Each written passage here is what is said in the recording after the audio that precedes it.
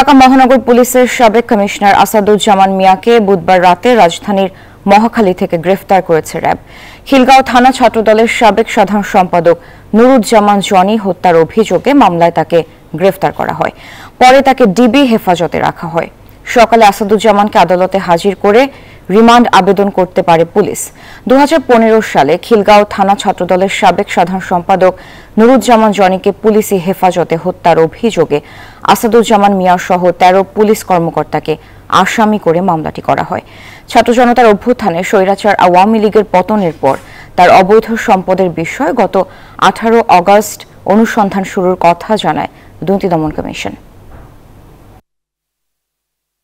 এনজিওর কিস্তি প্রথমবার বিকাশ পেমেন্ট করলেই 20 টাকা ইনস্ট্যান্ট ক্যাশব্যাক। ধন্যবাদ সারা। মাত্রই কিন্তু তাকে আদালতে নিয়ে আসা হয়েছে এবং আদালতের যে কারাগারটি থাকে সেখানে তাকে রাখা হয়েছে।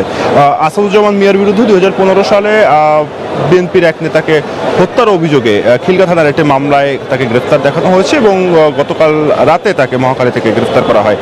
যেটি জানতে পারছে যে তার বিরুদ্ধে 10 দিনের রিমান্ড আবেদন করা হবে এবং তাকে কতদিনের রিমান্ড দেওয়া হবে সেটি আদালতের বিষয়। কিন্তু এছাড়াও কিন্তু তার বিরুদ্ধে নানা অভিযোগ রয়েছে, বিশেষ করে দুর্নীতির অভিযোগে তার বিরুদ্ধে কিন্তু কয়েকদিন আগে একটি সংবাদ প্রচারিত হয়েছিল যেটি নিয়ে ব্যাপক আলোচনার জন্ম দেয়। এছাড়াও তার বিরুদ্ধে আরও গুম খুন নির্যাতনের নানা অভিযোগ রয়েছে। তো যেটি আমরা জানতে পারছি হয়তোবা ঘণ্টাখানেকের মধ্যে তাকে আদালতে তোলা হবে এবং সেখানে তার যে রিমান্ড আবেদন সেটি করা হবে। এই ছিল আমার কাছে আসাদুজ্জামান মিয়ার রিমান্ডের যে শুনানি সেই বিষয়ে সর্বশেষ তথ্য।